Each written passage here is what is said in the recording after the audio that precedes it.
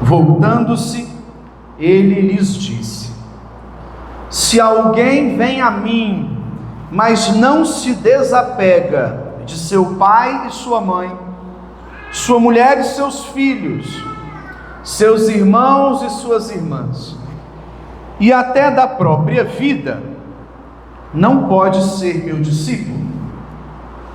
Quem não carrega sua cruz e não caminha atrás de mim, não pode ser meu discípulo. Com efeito, qual de vós, querendo construir uma torre, não se senta primeiro e calcula os gastos para ver se tem o suficiente para terminar? Caso contrário, ele vai lançar o alicerce e não será capaz de acabar. E todos os que virem isso começarão a caçoar, dizendo: este homem começou a construir e não foi capaz de acabar. Ou ainda, qual o rei que ao sair para guerrear com outro, não se senta primeiro e examina bem se com 10.000 homens poderá enfrentar o outro que marcha contra ele com 20.000? Se ele vê que não pode, enquanto o outro rei ainda está longe, envia mensageiros para negociar as condições de paz. Do mesmo modo, portanto, qualquer um de vós, se não renunciar a tudo o que tem, não pode ser meu discípulo.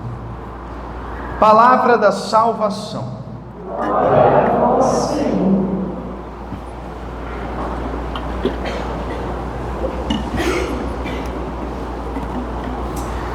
Meus irmãos, há um autor, um filósofo no Canadá, ainda vivo hoje, chamado Charles Taylor, que escreveu um livrinho lá em 1991 sobre o que dá sentido à nossa própria vida.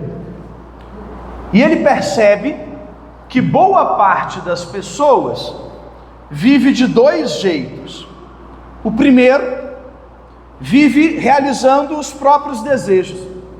Muita gente por aí vai dizer: eu faço o que eu quero, eu saio a hora que eu quiser, eu saio com quem eu quiser, eu faço o que eu quiser. Liberdade é isso, alguns dizem, fazer o que eu quero.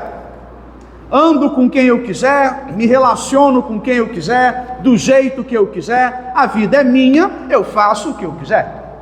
Esse é um jeito de viver, segundo Charles Taylor, muito comum, muito forte nos nossos tempos. Viva do jeito que você quiser.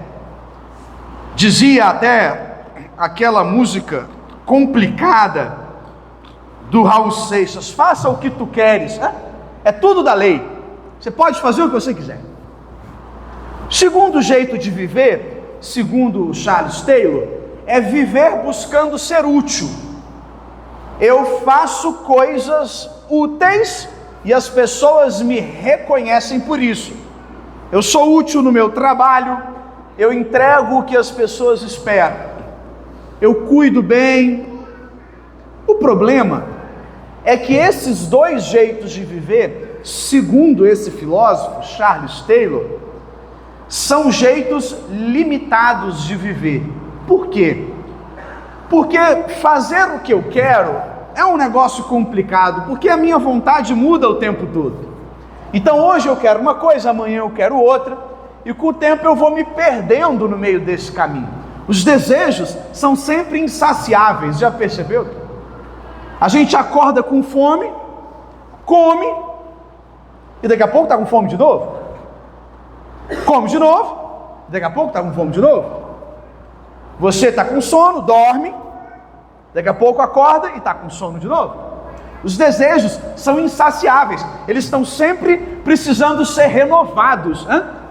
É o que um autor alemão, Schopenhauer, dizia: a gente vive entre o desejo de ter e o tédio de possuir. Eu quero muito ter alguma coisa, na hora que eu tenho, não é tão incrível quanto parecia. O segundo jeito também é complicado, porque a nossa utilidade com o tempo acaba. Tudo que eu faço de bom no meu trabalho, um dia vai acabar. E pode acabar antes do que eu imagino. Por uma doença, por um acidente. A nossa utilidade é frágil. Muitas vezes a gente se apoia no que a gente faz de útil, mas isso é muito frágil. Então o que o Charles Taylor vai dizer que seria bom, um bom jeito de viver? É um terceiro jeito, que ele chama de autenticidade. Viver um chamado maior do que eu mesmo. Posso te explicar. É quando você enxerga que a sua vida tem um propósito, tem uma missão maior do que os seus desejos e maior do que a sua utilidade. Quem tem filho percebe isso muito claramente. Quem aqui tem filhos? Filhos? Antes dos seus filhos você vivia de um jeito. Depois deles, você passou a viver de outro. As preocupações que eram todas voltadas só para você, agora passaram a ser voltadas para outra pessoa. E a gente começa a perceber que, embora viver por um chamado dê muito trabalho, a vida ganha um sentido diferente. Eu já encontrei muitos pais e mães, eu sou professor por formação, muitos pais e mães com muitas insatisfações, dificuldades na criação dos filhos, mas eu nunca encontrei alguém arrependido de tê-los. Dá muito trabalho, é muito difícil, nossa senhora, noites em claro, mas é a melhor coisa da minha vida. Se eu não entendo esse mistério, parece que a pessoa é meio maluca, né? Como é que um negócio que dá trabalho, tira o teu dinheiro, tira o seu sono, pode ser a melhor coisa da sua vida? É o que o Charles Taylor está dizendo, é uma coisa maior do que eu, é um chamado maior do que eu. E a história da igreja está cheia de exemplos assim. Na Segunda Guerra Mundial, um santo católico, um frade, São Maximiliano. São Maximiliano era um franciscano polonês que foi preso pelos nazistas na Segunda Guerra. Foi levado a um campo de concentração, o mais tenebroso deles, o de Auschwitz. Até que um belo dia, um dos prisioneiros do campo fugiu. E na época, para poder desincentivar que os prisioneiros fizessem o mesmo, os nazistas puniam em grupo aqueles que ficaram. Então um prisioneiro fugiu e os nazistas disseram o seguinte: nós vamos escolher 10 homens para matar, como uma forma de punir por aquele que fugiu. Foram selecionados 10 homens, e um deles, um pai de 2 filhos, casado, e cuja família estava fora do campo, começou a chorar desesperadamente, porque a família dependia muito dele, e o desespero era: o que os meus filhos vão fazer sem mim? E diante do desespero daquele pai, São Maximiliano, que na época era só Maximiliano, se voluntariou para ser morto no lugar daquele homem. Ele disse: não, deixem ele aqui e podem me levar. E aí, na hora que os soldados perguntaram por que ele estava trocando, ele disse: a minha vida eu entrego para o Senhor, eu não tenho filhos que dependam de mim, podem me levar. Os nazistas pegaram aqueles 10 homens, colocaram em um bunker para morrer de fome, e durante 14 dias São Maximiliano consolou aqueles homens com músicas, orações. Eles não morreram de fome e foram mortos por injeções letais. Meus irmãos, aquele homem que foi salvo por São Maximiliano saiu do campo de concentração vivo, deu testemunho dele e passou o resto da vida divulgando essa história. Esse homem foi um mártir, esse homem salvou a minha vida. Em 1982, ele teve a graça de assistir à canonização de São Maximiliano no Vaticano. E aí você poderia se perguntar: o que faz esse homem, São Maximiliano Kolbe? Por que ele doa a vida por outra pessoa que ele nem conhecia? É isso que nós estamos falando de viver um chamado maior do que nós. Nós falamos aqui de ter filhos. Quantos pais e quantas mães não estão dispostos a fazer essa mesma troca, se for preciso? Se for preciso, tenho certeza, muitos pais e muitas mães fariam o que São Maximiliano fez por aquele estranho. Esse chamado, então, a gente encontra na oração. A nossa vocação, o nosso servir. E hoje o Evangelho nos dá as condições de Jesus para sermos discípulos. E veja, é muito interessante. Jesus estava com uma grande multidão. Qualquer um de nós, se estivesse no meio de uma grande multidão, tomaria cuidado para não dizer coisas desagradáveis. Você concorda? Você está no meio de uma festa, você está no meio de uma reunião, você está no meio de um comício, está no meio de uma grande multidão, você toma cuidado. Eu não vou falar coisas muito desagradáveis porque o público pode não gostar. Jesus fazia exatamente o contrário. Quando as grandes multidões se reuniam, ele trazia palavras duríssimas. E aqui ele diz o que é necessário para ser discípulo. Veja que palavra dura. Se alguém vem a mim, mas não se desapega de seu pai, de sua mãe, de sua mulher e de seus filhos, não pode ser meu discípulo. Vamos entender o que o Senhor quer dizer com isso. Na antiguidade, na época, as famílias eram muito numerosas. E era muito comum que dentro de uma mesma família, as pessoas professassem fés diferentes, tivessem costumes diferentes, práticas diferentes. Então, quando você decide seguir Jesus naquela época, o cristianismo era ainda uma seita judaica, era uma coisa proibida. Naturalmente, muita gente da sua família diria: não faça isso. Então, quando Jesus diz desapegar da família, ele está dizendo: é preciso nos afastarmos daqueles que nos afastam de Deus. Vou repetir: é preciso nos afastarmos daqueles que nos afastam de Deus. E se essas pessoas estiverem dentro da nossa família, nós tentaremos trazê-las também. Mas nós não podemos deixar que elas nos afastem de Deus. Da mesma forma, diz Jesus, abrir mão da própria vida. E aí você pode pensar: como assim? É para eu tirar a minha vida? Não! Da mesma forma, é para você abrir mão de tudo o que tem na sua vida que te afasta de Deus. Então, se existe algo na minha vida, no meu trabalho, no meu relacionamento, na minha convivência, que me afasta de Deus, eu devo abrir mão disso. Eu preciso mudar. E aí existe um santo inglês, São Beda, do século 7 e 8, que ele faz uma distinção muito interessante sobre renunciar e abandonar. São duas coisas diferentes. Abandonar é deixar para trás. É o que fazem os religiosos, por exemplo. Abandonar. O sujeito, quando vai para o seminário, ele abandona tudo. Ele deixa a casa, ele deixa o trabalho, ele deixa a família, ele deixa o que tiver. Ele abandona. Renunciar não significa abandonar. Renunciar significa: eu estou no meio de alguma coisa e eu decido não viver aquilo. Vou te dar um exemplo. O jejum. O jejum é um abandono ou uma renúncia?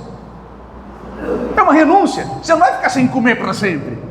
Você não vai abandonar a comida, mas você decide, mesmo estando acessível, mesmo estando disponível, eu opto por não comer isso daqui. Então, eu vou fazer um jejum de 21 dias, vou ficar uma quaresma sem comer determinado alimento. Aquele alimento está disponível, mas eu opto conscientemente por não consumi-lo. Isso é renúncia. Abandonar é outra coisa. Então, quando Jesus diz: do mesmo modo, qualquer um de vós, se não renunciar a tudo o que tem, não pode ser meu discípulo, ele está dizendo: eu preciso que você abra mão das coisas que te afastam de Deus. Não é para você largar em casa o teu pai doente. Ah não, porque o Evangelho falou que é para eu largar o meu pai. Não é isso. Não é para você largar o seu filho pequeno, não é isso. É se afastar do que me afasta, e mesmo tendo tudo à disposição, escolher não viver algumas coisas.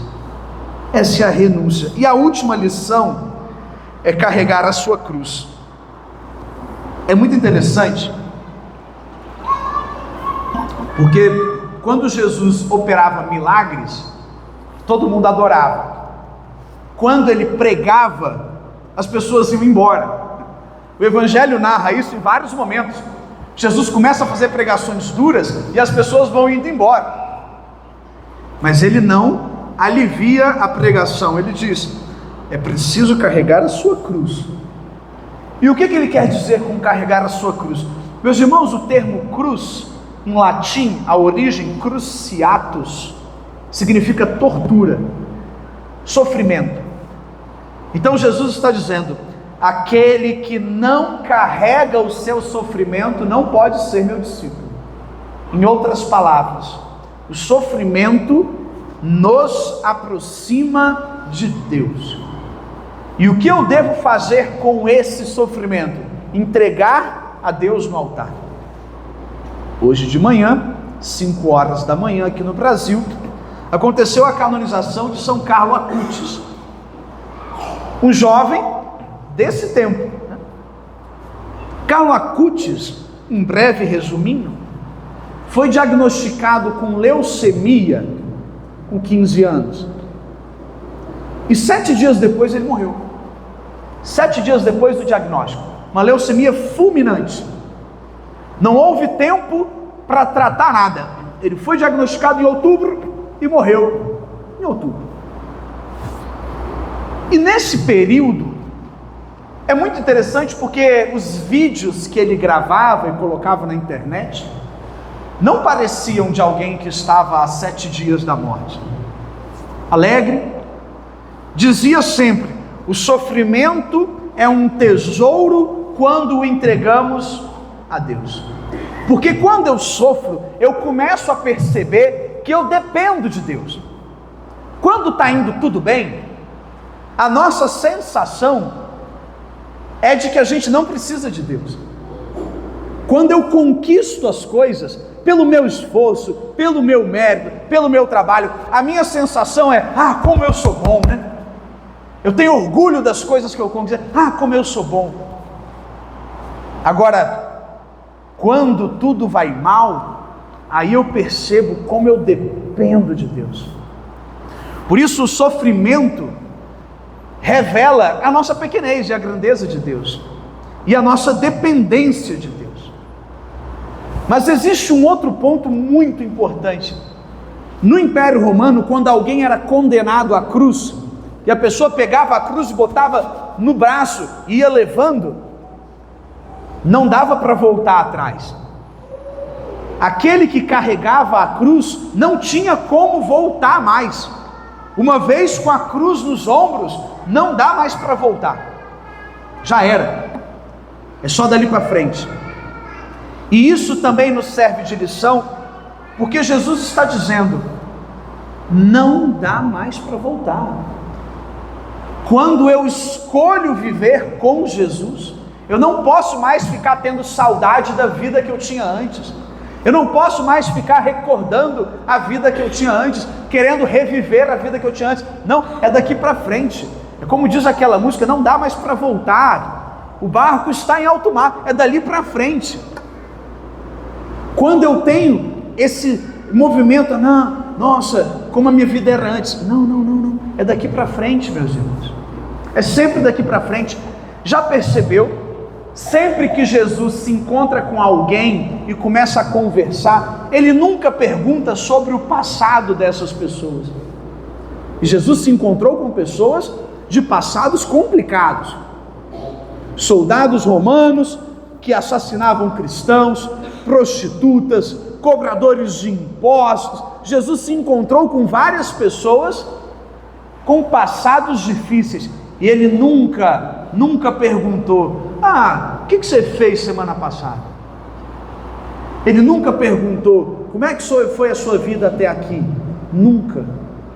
ele sempre fala: daqui para frente, não volte atrás, não dá mais para voltar.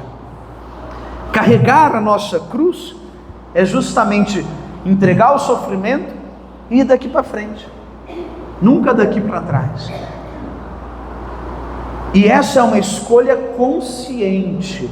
Não pode ser uma escolha só tomada pela nossa emoção, só tomada pelo calor do momento. É por isso que Jesus vai dar aqui alguns exemplos.